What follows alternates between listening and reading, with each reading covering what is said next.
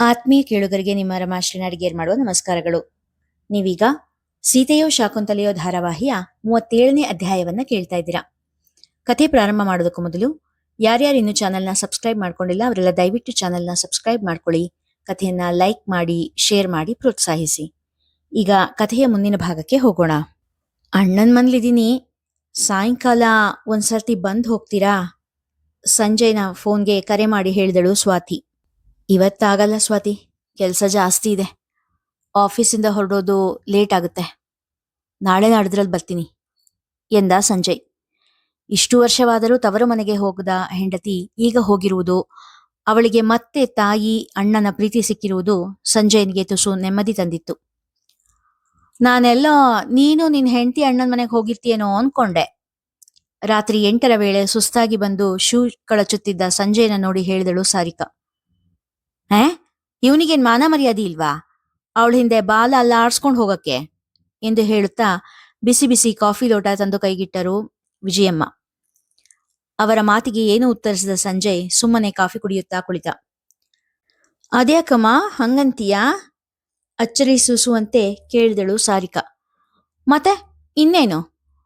ಮೊದಲನೇ ಸಾರಿ ಬಸ್ರಿ ಹುಡುಗಿನ ಕರ್ಕೊಂಡು ಹೋಗಕ್ ಬಂದಿದ್ಯಾರು? ಒಂಟಿ ಹೆಂಗ್ಸು. ಹೋಗ್ಲಿ, ಅಳಿಯನ್ ಬಗ್ಗೆ ಏನಾದ್ರೂ ವಿಚಾರಿಸಿದ್ರಾ? ಇಲ್ಲ. ಕರ್ಕೊಂಡು ಹೋಗುವಾಗ ಅಳಿಯ ಮಗಳು ಇಬ್ರನ್ನ ಒಟ್ಟಿಗೆ ಕರ್ಕೊಂಡು ಹೋದ್ರಾ? ಅದೂ ಇಲ್ಲ. ಒಂದ್ ಮಾತು ಮನೆಗೇನಾದ್ರು ಕರೆದ್ರ? ಇಲ್ಲ. ಮಗಳು ಮಾತ್ರ ಬೇಕು, ಅಳಿಯ ಬೇಡ ಅನ್ನೋ ಹಾಗಿದ್ರು. ಸಂಜಯನ ಮನಸ್ಸಿನಲ್ಲಿ ಬೇಸರದ ಕಿಡಿ ಹೊತ್ತಿಸಿದರು ವಿಜಯಮ್ಮ. ಸಂಜೆವರೆಗೂ ಇದ್ದು ಅಳಿಯ ಬಂದ್ಮೇಲೆ ಇಬ್ರನ್ನು ಕರ್ಕೊಂಡು ಹೋಗ್ಬೋದಾಗಿತ್ತು. ಅದೆಲ್ಲ ಇಲ್ಲ. ನಾವು ಬೇರೆ ಜನ ನೋಡು, ಇಲ್ಲಿ ಉಂಡು ತಿಂಡು ಮಾಡಕ್ ಆಗಲ್ವಲ್ಲ, ಅದಕ್ಕೆ ಇಲ್ಲಿರೋಕಾಗದೆ ಬಂದ್ ಕೂಡ್ಲೆ ಕರ್ಕೊಂಡು ಹೋದ್ರು. ವಿಜಯಮ್ಮನ ಮಾತು ಇನ್ನೂ ಮುಂದುವರಿಯುತ್ತಲೇ ಇತ್ತು. ಸಂಜೆಯ ಬಟ್ಟೆ ಬದಲಾಯಿಸಿ ಮಲಗಿಬಿಟ್ಟ. ರಾತ್ರಿ ಸ್ವಾತಿಗೆ ಒಂದು ಫೋನ್ ಕೂಡ ಮಾಡಿ ವಿಚಾರಿಸಿಕೊಳ್ಳದೆ ಹಾಗೇ ಮಲಗಿಬಿಟ್ಟ. ಅಪರೂಪಕ್ಕೆ ಬಂದ ನಾದಿನಿಯನ್ನು ಆಸ್ಥೆಯಿಂದಲೇ ಸ್ವಾಗತಿಸಿದಳು ಜಯಂತಿ ಈಗಾಗಲೇ ವರ್ಕ್ ಫ್ರಮ್ ಹೋಮ್ ತೆಗೆದುಕೊಂಡಿದ್ದಳು. ಇನ್ನೂ 1 ತಿಂಗಳ ಸಮಯವಿತ್ತು ಹೆರಿಗೆಗೆ. ಸೌಮ್ಯ ಮುಖದ ಸ್ವಾತಿ ಜಯಂತಿಗೆ ಹಿಡಿಸಿದಳು. ಜಯಂತಿಯ ಆತ್ಮೀಯತೆ ಸ್ವಾತಿಗೂ ಕೂಡ ಹಿಡಿಸಿತ್ತು. ತವರು ಮನೆಗೆ ಬಂದ ಸ್ವಾತಿ ಕಣ್ಣ ತುಂಬ ನಿದ್ದೆ ಮಾಡಿದಳು. 1-2 ದಿನ ಆಫೀಸ್ನಿಂದ ರಜೆ ಪಡೆದು ತಾಯಿಯ ಜೊತೆ ಉಳಿಯುವ ನಿರ್ಧಾರ ಮಾಡಿದಳು. ಆಫೀಸ್ ರಜೆ ಮುಗಿದ ಮೇಲೂ ಅಲ್ಲಿಂದಲೇ ಕೆಲಸಕ್ಕೆ ಹೋಗುತ್ತಿದ್ದಳು. 15 ದಿನವಾದರೂ ಇರಲೇಬೇಕೆಂದು ಪ್ರೀತಿಯಿಂದ ಒತ್ತಾಯ ಮಾಡಿದ್ದ ಸುದೀಪ್. ದಿನ ಬೆಳಿಗ್ಗೆ ಆಫೀಸಿನ ಹತ್ತಿರ ತನ್ನ ಕಾರಿನಲ್ಲಿ ಡ್ರಾಪ್ ಮಾಡುತ್ತಿದ್ದ. ಬರುವಾಗ ಆಟೋ ಬುಕ್ ಮಾಡುತ್ತಿದ್ದ. ತಂಗಿಯನ್ನು ಸುಖವಾಗಿ ನೋಡಿಕೊಳ್ಳಬೇಕು ಎಂಬ ಹಂಬಲವನ್ನು ಪೂರೈಸಿಕೊಳ್ಳುತ್ತಿದ್ದ. ಸ್ವಾತಿಗೆ ದಿನಗಳು ಸುಖವಾಗಿ ಕಳೆಯುತ್ತಿದ್ದವು. ಬಯಸಿದ್ದನ್ನು ದೇವಿಕಾ ರುಚಿಯಾಗಿ ಮಾಡಿ ಹಾಕುತ್ತಿದ್ದರು. ಬೇರೆ ಇನ್ಯಾವ ಕೆಲಸದ ಹೊರೆಯೂ ಅವಳಿಗಿರಲಿಲ್ಲ. ನೆಮ್ಮದಿಯಾಗಿಯೇ ಇದ್ದರೂ ಸಂಜಯನ ನಡತೆ ಮಾತ್ರ ಬೇಸರ ಉಂಟು ಮಾಡುತ್ತಿತ್ತು. ಅವನಾಗಿ 1 ಬಾರಿಯೂ ಕರೆ ಮಾಡಿರಲಿಲ್ಲ. ಸ್ವಾತಿಯೇ ಕರೆ ಮಾಡಿದರೆ 2 ಮಾತನಾಡಿ ಸುಮ್ಮನಾಗಿ ಬಿಡುತ್ತಿದ್ದ. ಮನೆಗೆ ಬರಲು ಹೇಳಿದರೆ ವಿಷಯ ತೇಲಿಸಿ ಬಿಡುತ್ತಿದ್ದ. ಜಯಂತಿ ಅಪ್ಪ ಅಮ್ಮನ ಒಬ್ಬಳೇ ಮಗಳಾಗಿ ಬೆಳೆದವಳು. ತನ್ನ ಅಪ್ಪ ಅಮ್ಮನ ಪೂರ್ತಿ ಪ್ರೀತಿ ಅವಳೊಬ್ಬಳಿಗೆ ಸಿಗುತ್ತಾ ಇದ್ದಿದ್ದು ಅವಳಿಗೆ ಅನ್ಡಿವೈಡೆಡ್ ಪ್ರೀತಿ ಅನುಭವಿಸಿಯೇ ತಿಳಿದದ್ದು. ತನ್ನವರ ಪ್ರೀತಿಯ ಕೇಂದ್ರ ಬಿಂದು ತಾನು ಮಾತ್ರ ಆಗಿರಬೇಕೆಂಬ ಬಯಕೆ ಅವಳದ್ದು. ಹಾಗಾಗಿಯೇ ಸುದೀಪ್ ಮೊದಮೊದಲು ತನ್ನ ತಾಯಿಯ ಜೊತೆ ಸಮಯ ಕಳೆದರೆ, ಅವರ ಬಗ್ಗೆ ಕಾಳಜಿ ತೋರಿದರೆ ಸಿಡಿಮಿಡಿಗುಟ್ಟುತ್ತಿದ್ದಳು. ಅವಳ ಸ್ವಭಾವ ಅರಿತ ಸುದೀಪ್ ಅವಳ ಮುಂದೆ ತಾಯಿಯನ್ನು ಹೆಚ್ಚು ಮಾತನಾಡಿಸುವುದಾಗಲಿ ಕಾಳಜಿ ತೋರಿಸುವುದಾಗಲಿ ಮಾಡದೆ ತಟಸ್ಥನಾಗಿ ಉಳಿದುಬಿಟ್ಟಿದ್ದ. ಹಾಗಾಗಿ ಮನೆಯಲ್ಲಿ ಸಾಮರಸ್ಯವಿತ್ತು. ಇದುವರೆಗೂ ತನಗೆ ಮಾತ್ರ ಕಾಳಜಿ ಪ್ರೀತಿ ತೋರಿಸಿ ಮುಚ್ಚಟೆ ಮಾಡುತ್ತಿದ್ದ ದೇವಿಕಾ ಈಗ ಸ್ವಾತಿಗೂ ಅದೇ ರೀತಿ ಪ್ರೀತಿ ತೋರಿಸುತ್ತಾ ಇದ್ದಿದ್ದು ಜಯಂತಿಗೆ ಸಹಿಸಲು ಕಷ್ಟವಾಗುತ್ತಿತ್ತು. ಸ್ವಾತಿ ಬಂದ ಮೊದಲ 2-3 ದಿನ ಏನೂ ಅನ್ನಿಸದೇ ಇದ್ದರೂ ಆಮೇಲೆ ಅವರು ಸ್ವಾತಿಯ ಊಟ ತಿಂಡಿ ಬಸುರೆ ಬಯಕೆ ಎಂದೆಲ್ಲ ಕಾಳಜಿ ಮಾಡುವುದನ್ನು ಕಂಡಾಗ ಸಿಟ್ಟು ಬರತೊಡಗಿತು. ತನ್ನನ್ನೂ ಕೂಡ ಮೊದಲಿನಷ್ಟೇ ಕಾಳಜಿಯಿಂದ ನೋಡಿಕೊಂಡರೂ ಸ್ವಂತ ಮಗಳನ್ನು ಆಸ್ಥೆಯಿಂದ ನೋಡಿಕೊಳ್ಳುವುದನ್ನು ಸಹಿಸಲಾರದೆ ಹೋದಳು. 1 ವಾರ ಎನ್ನುವಷ್ಟರಲ್ಲಿ ಸ್ವಾತಿಯ ಮೇಲೆ ಅಸಹನೆ ಬೆಳೆಯತೊಡಗಿತು ಜಯಂತಿಗೆ. ಇತ್ತ ಸ್ವಾತಿಯ ಪತಿ ಸಂಜಯ 1 ಬಾರಿ ಕೂಡ ಮನೆಗೆ ಬರದೇ ಇರುವುದು ತುಸು ಅನುಮಾನವನ್ನು ಕೂಡ ಹುಟ್ಟು ಹಾಕಿತ್ತು. ಎಲ್ಲಿ ಸ್ವಾತಿ ಹಾಗೂ ಮಗುವಿನ ಜವಾಬ್ದಾರಿ ತಮ್ಮ ಮೇಲೆ ಬೀಳುವುದೋ ಎಂಬಂತೆ ವರ್ತಿಸತೊಡಗಿದಳು ಜಯಂತಿ. ಬಂದ ದಿನ ಜಯಂತಿ ತೋರಿದ ಪ್ರೀತಿಗೂ ಒಂದು ವಾರವಾದ ನಂತರ ತೋರಿಸುತ್ತಿರುವ ಪ್ರೀತಿಗೂ ವ್ಯತ್ಯಾಸ ತಿಳಿಯದ ದಡ್ಡಿಯೇನಲ್ಲ ಸ್ವಾತಿ.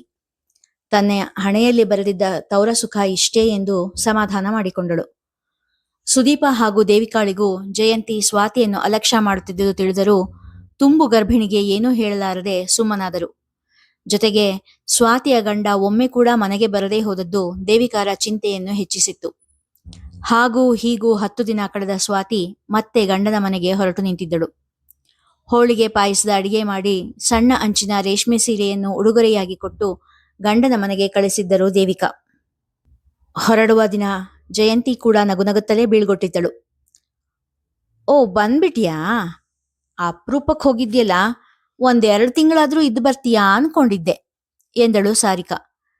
ಎಲ್ಲರೂ ನಿಮ್ಮಷ್ಟು ಅದೃಷ್ಟ ಪಡೆದು ಬಂದಿರಲ್ಲ ಅಂತ ಮನಸ್ಸಿನಲ್ಲೇ ಹೇಳ್ಕೊಂಡು ಮುಖದ ಮೇಲೆ ಮಾತ್ರ ಸಣ್ಣ ನಗೆ ತೋರಿ, ತವ್ರ ಮನೆ ಆದ್ರೂ ಅದು ಬೇರೆ ಮನೆನೇ ಅಲ್ವಾ ಅತ್ತಿಗೆ, ಕಂಡೋರ್ ಮನೆಯಲ್ಲಿ ಎಷ್ಟ್ ದಿನ ಅಂತಿರೋಕ್ಕಾಗುತ್ತೆ ಎಂದಳು.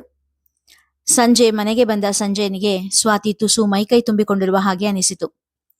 ತಾಯಿಯ ಮನೆ ಆರೈಕೆಯಲ್ಲಿ ಚೆನ್ನಾಗಾಗಿದ್ದಾಳೆ ಎಂದು ಯೋಚಿಸಿ ತುಸು ನೆಮ್ಮದಿಗೊಂಡ. ನೀವ್ಯಾಕೆ ಅಲ್ಲಿಗೆ ಬರ್ಲೇ ಇಲ್ಲ? ಆಕ್ಷೇಪಣ ದನಿಯಲ್ಲಿ ಕೇಳಿದಳು. ತನ್ನ ಮನಸ್ಸಿನ ಅಸಮಾಧಾನ ತೋರಿಸದೆ, ನಿಂಗ್ ಗೊತ್ತಲ್ಲ ಸ್ವಾತಿ, ನಂಗೆ ಎಷ್ಟು ಕೆಲಸ ಇರುತ್ತೆ ಅಂತ ಎಂದು ಮಾತು ತಿಳಿಸಿದ.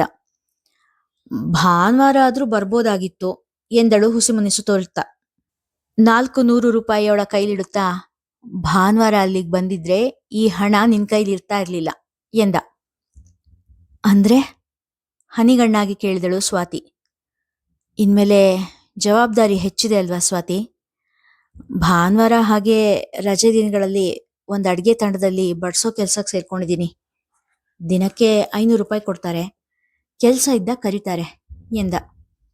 ತನ್ನನ್ನು ಹಾಗೂ ಹುಟ್ಟಲಿರುವ ಮಗುವನ್ನು ಚೆನ್ನಾಗಿ ನೋಡಿಕೊಳ್ಳಬೇಕು ಎಂಬ ಗಂಡನ ಆಸೆ ಪ್ರಯತ್ನ ಕಂಡು ಸ್ವಾತಿಯ ಕಣ್ಣಲ್ಲಿ ನೀರು ಬಂದರೂ ತಮ್ಮೆಡೆಗೆ ಸಂಜಯನ ಜವಾಬ್ದಾರಿಯುತ ನಡವಳಿಕೆ ಕಂಡು ಮನಸ್ಸು ತುಂಬಿ ಬಂದಿತ್ತು. ಹಣ ಕೈಯಲ್ಲಿ ಹಿಡಿದು ನಿಂತಿರುವ ಹೆಂಡತಿಗೆ, ಇನ್ಮೇಲೆ 1/2 ಲೀಟರ್ ಹಾಲು ಜಾಸ್ತಿ ತಗೋ, ದಿನಾ 2 ಹೊತ್ತು ಹಾಲು ಕುಡಿಬೇಕು ಅಂತ ಡಾಕ್ಟರ್ ಹೇಳಿದ್ದಾರೆ ಎಂದಾಗ ತಲೆ ಅಲುಗಿಸಿ ಅವನ ತೋಳು ಸೇರಿದಳು.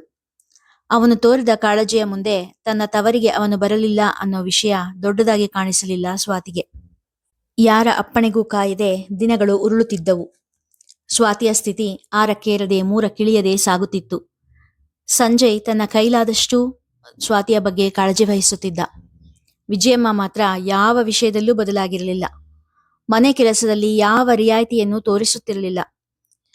ಮಗಳು ಬಸುರಿ ಇದ್ದಾಗ ಅವಳ ಬಯಕೆ ತೀರಿಸುವಲ್ಲಿ ಇದ್ದ ಉತ್ಸಾಹ ಸೊಸೆ ಬಸುರಿಯಾಗಿದ್ದಾಗ ಬತ್ತಿ ಹೋಗಿತ್ತು. ಜಯಂತಿ ಗಂಡು ಮಗುವಿನ ತಾಯಿಯಾಗಿದ್ದಳು. ಬಾಣಂತಿಯ ಆರೈಕೆಯಲ್ಲಿ ಮುಳುಗಿದ್ದ ತಾಯಿಯ ಮನೆಗೆ ಹೋಗಿ ದೇವಿಕಾ ಅವರಿಗೆ ತೊಂದರೆ ಕೊಡುವ ಇಚ್ಛೆ ಸ್ವಾತಿಗೂ ಇರಲಿಲ್ಲ. ಅಲ್ಪತೃಪ್ತೆಯಾಗಿದ್ದ ಸ್ವಾತಿ ಗಂಡ ತನಗೆ ತೋರಿಸುವ ಪ್ರೀತಿಯಲ್ಲೇ ಎಲ್ಲರ ಪ್ರೀತಿಯನ್ನು ಕಂಡುಕೊಳ್ಳುತ್ತಿದ್ದಳು. ಸ್ವಾತಿ, ನಿಂಗೇನೇ ಬೈಕೆ ಇದ್ರೂ ನಂಗೆ ಹೇಳು, ನಾನ್ ನೆರವೇರಿಸ್ತೀನಿ. ಏನಾದ್ರೂ ತಿನ್ಬೇಕು ಅನ್ಸುತ್ತಾ? ಎಲ್ಲಿಗಾದ್ರೂ ಹೋಗ್ಬೇಕು ಅನ್ನಿಸ್ತಿದ್ಯಾ? ಅಥವಾ ಸೀರೆ ಒಡವೆ ಏನಾದ್ರೂ ತಗೊಳ್ಬೇಕು ಅನ್ನಿಸ್ತಿದ್ಯಾ? ಏನೇ ಇದ್ರೂ ನನಗೆ ಹೇಳು, ನನ್ನ ಕೈಲಿ ಸಾಧ್ಯ ಆದಷ್ಟೂ ನಾನು ಪೂರೈಸ್ತೀನಿ. ಸಂಜೆ ವಾಕಿಂಗ್ ನೆಪದಲ್ಲಿ ದೇವಸ್ಥಾನಕ್ಕೆ ಕರೆದುಕೊಂಡು ಬಂದಿದ್ದ ಸಂಜಯ್ ಆಸ್ಥೆಯಿಂದ ಕೇಳಿದ್ದ. ಹಿಂದೊಮ್ಮೆ ಅತ್ತೆಯ ಬಳಿ ತನ್ನ ಬಯಕೆ ಕೇಳಿ ಚುಚ್ಚು ಮಾತು ಕೇಳಿದವಳಿಗೆ ಬಯಕೆ ಎಂಬ ಪದವೇ ಬೇಸರ ಹುಟ್ಟಿಸುತ್ತಿತ್ತು. ಆದರೂ ಹೆಣ್ಣಿಗೆ ಸಹಜವಾಗಿ ಇರುವಂತೆ ಸೀಮಂತದ ಕನಸಂತೂ ಕಾಣುತ್ತಿದ್ದಳು ಸ್ವಾತಿ. ಸಾರಿಕಾಳ ಸೀಮಂತ, ಜಯಂತಿಯ ಸೀಮಂತ ಎರಡನ್ನೂ ಹತ್ತಿರದಿಂದ ನೋಡಿದವಳಿಗೆ ತನಗೂ ಅಂಥದ್ದೊಂದು ಆಶೀರ್ವಾದ ಸಡಗರ ಸಿಗುವುದು ಎಂಬ ನಿರೀಕ್ಷೆಯಲ್ಲಿದ್ದಳು. ಇಲ್ಲ ಸಂಜು, ನನಗೆ ಅಂಥ ಬಯಕೆಗಳೇನೂ ಇಲ್ಲ. ಆರೋಗ್ಯವಾಗಿರೋ ಮಗು ಆಗ್ಬಿಟ್ರೆ ಸಾಕು. ಮೊದಲ ಹೆರಿಗೆಯ ಸಹಜವಾದ ಭಯ ಅವಳಲ್ಲೂ ಇತ್ತು.